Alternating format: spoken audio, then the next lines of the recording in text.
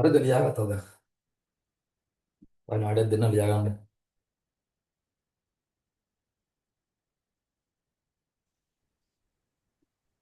Board එකේ තියෙන ලියවම් පිටිම ලියා ගන්න. ලියා ගන්න බෑ නම් ස්ක්‍රීන් ෂොට් එකක් ගාලා තියා ගන්න. නැත්තම් මේකේ ෆොටෝ එකක් මම ගෲප් එකට දාන්නම්. කොහොමද දාන්නේ?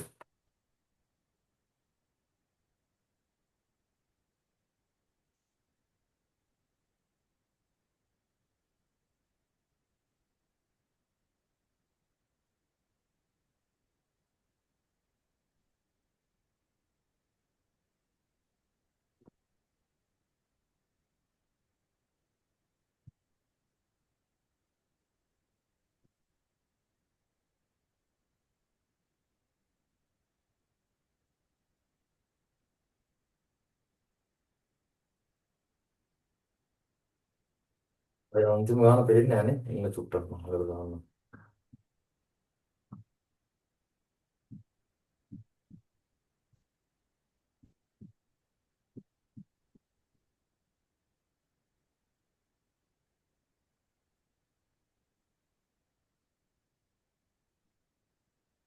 අන්තිම ගාන කියන්නේ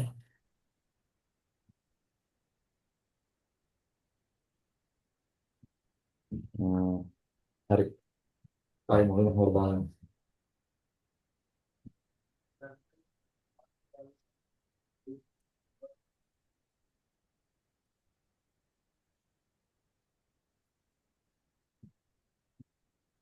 එහෙමනේ. මේකෙදි වර්ගඵලය හොයන්නේ කොහොමද? මේ පරිමිතිය හොයන්නේ කොහොමද? අපි දන්නවා වෘත්තයක පරිමිතිය හොයන පොදු සූත්‍රය තමයි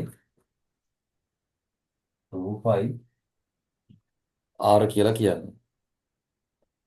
හැබැයි මෙතන මුළු වෘත්තයක් නැහැ. තියෙන්නේ අංශක 360කින් 90ක පංගුවක් විතරයි. එහෙමත් නැත්නම් හතරෙන් එකක් විතරයි. සම්පූර්ණ වෘත්තයකින් හතරෙන් පංගුවක් විතරයි මෙතන තියෙන්නේ. ඒ හින්දා අපිට මේකේ මේ ඡාප දිග මෙච්චරලා කියව ඡාප දිග හරිද?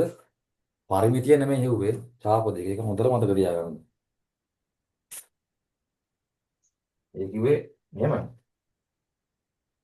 වෘත්තයේ පරිමිතිය තමයි හෙව්වේ. දැන් මේ අර්ධ වෘත්තයේ මේ ඡාප දිග හෙව්වේ. මේ ඡාප කෑල්ල දිග. මේකේ පරිමිතිය ගද්දි මේක ඇල්ලක් තියෙනවා. හරිද? ඒක මම පස්සේ කියන්නම්.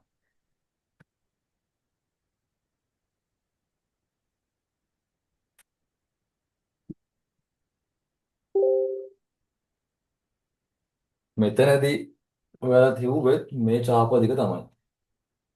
හැබැයි මෙතන සම්පූර්ණ වෘත්තයක් නැහැ. මෙතන තියෙන්නේ වෘත්තයෙන් හතරෙන් එකක්. වෘත්තයෙන් හතරෙන් එකක් තමයි මෙතන තියෙන්නේ. පැහැදිලිද? දැන් මම මේ සූත්‍රයට ගාන ආදේශ කරන්න යන්නේ. ඊට කලින් සුළු කරන්න පුළුවන් ගම සුළු කරනවා. Raajakahamma නැත්නම් විනාශයක් වෙන්නේ දැන් බැට් එකයි.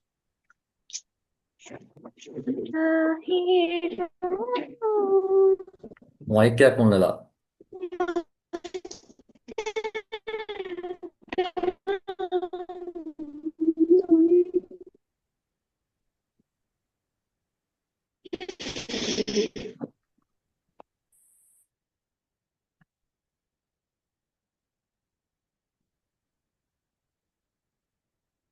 හ්ම්.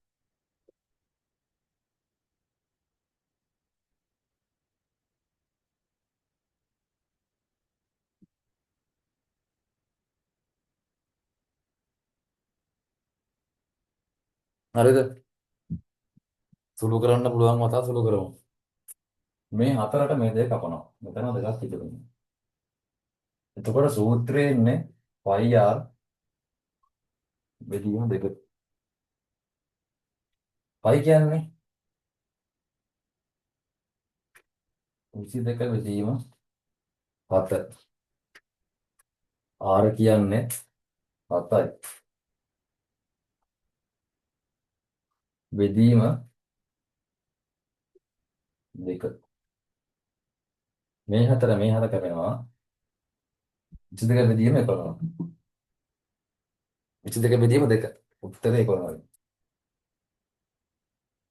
උනාට දාගන්න ඒකක මේ ඔක්කොටම ඒකක මම මුකුත් කියුවේ නෑනේ. ඒකට උත්තරෙන්නේ ඒකක වලින්. දැන් පැහැදිලිවනේ. ඔන්න ඔය විදිහට තමයි ඕනෑම කේන්ද්‍රික ඛණ්ඩයක. මේ තියෙන්නේ කේන්ද්‍රික ඛණ්ඩ. මේවට කියනවා කේන්ද්‍රීය ඛණ්ඩ කියලා. කේන්ද්‍රීය ඛණ්ඩයක් කියන්නේ වෘත්තයකින් වෙන් කර ඡාප කෑල්ලකුයි මේ වගේ ඡාපයකුයි අරයන් දෙකකුයි වට වෙලා හැදෙන තල රූපයකට අපි කියනවා කේන්ද්‍රීය ඛණ්ඩයක් කියලා. දැන් මෙතන අරගෙන තියෙන්නේ. මෙතෙන්ද ලේකාරියයි මෙතෙන්ද ලේකාරියයි මේක ඡාප කෑල්ල. මෙන්න ඡාප කෑල්ල මෙන්න ඒකාරය මෙන්න අනිත් කාර්යය. පැහැදිලිනේ? දැන් අපි ඡාප දිග හොයන්න දැනගත්තා. ඡාප දිග හොයන සූත්‍රය මොකක්ද? ඒකට පොඩි සූත්‍ර කෑල්ලක් තියෙනවා. මේ කෑල්ල ලියා ගන්න. හරිද? මේක කොට කරලා ලියා ගන්න. ඡාප දිග සමානයි. මම ලියනකන් ඉන්න 2πr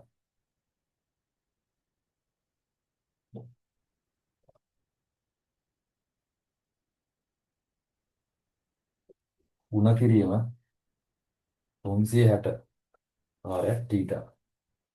මේ තීටා කියන්නේ මොකද්ද? මොකද්ද කියන්නේ? හ්ම්, දෙක පාර 6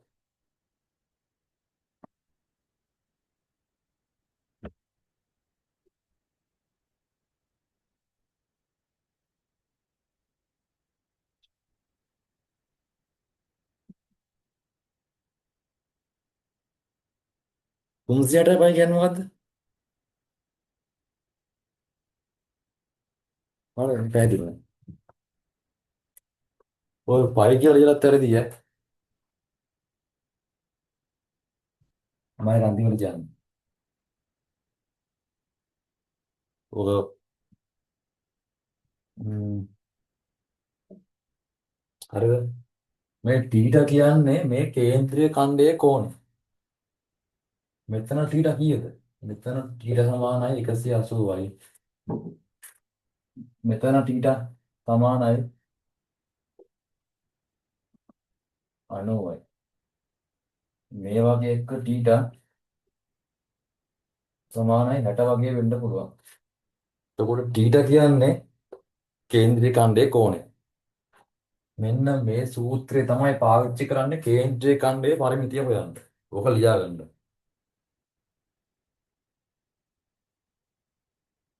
දැන් කේන්ද්‍රීය ඛණ්ඩේ ඡාප දිග කේන්ද්‍රීය ඛණ්ඩේ ඡාප දිග මම පැටලෙනවා.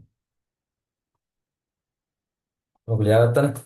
කොට එකක් ගහගන්න. ඉස්කින් ෂොට් එකක් ගහගන්න. දැන් මේක විතර ලියා ගන්න කිව්වේ. ඉතල කොටු කරගන්න. මෙතන ලියා ගන්න කේන්ද්‍රීය ඛණ්ඩයේ ඡාප දිග සෙවීම. හරිනේ?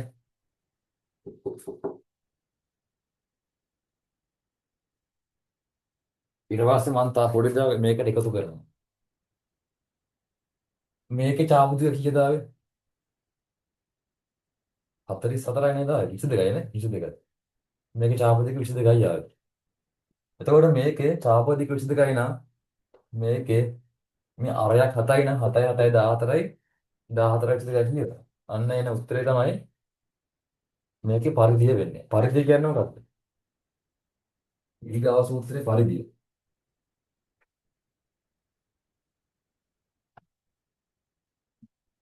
පරිධිය සමානයි ඡාප දිග. මම ඡාප දිග කියලා ගන්නවා.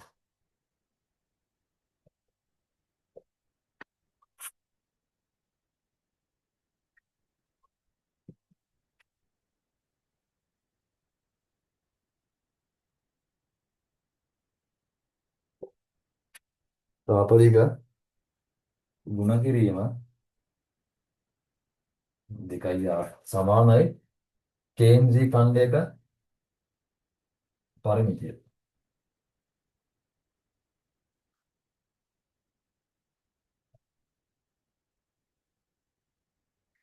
ගන්නවා වෙන්නේ.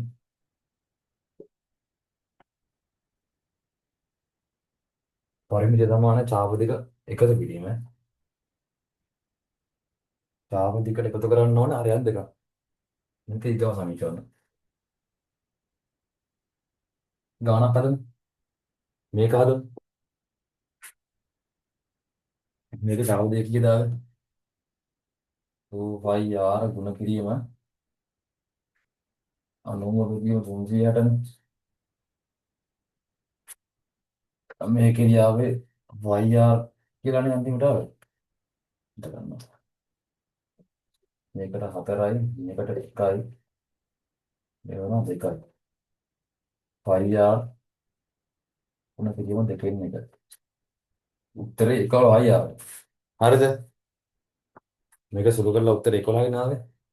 තාප දිග 11යි වාරයක් දෙක ගුණ කිරීම r කීයද? r 7යි. මේ 7 දීලා තියෙනවා. 7. 4ක් දෙක 14යි. 14 වාරයක් 14 දන 11. 1යි 1යි 2යි 4යි 1යි 5යි. 1යි 1යි 2යි 25යි.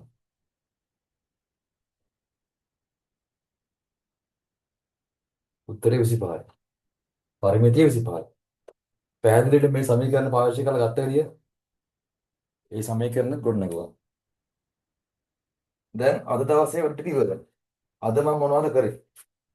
අද මම කරපු ටිකේ සමරියක් තමයි මේ කියන්න යන්නේ. හරිද?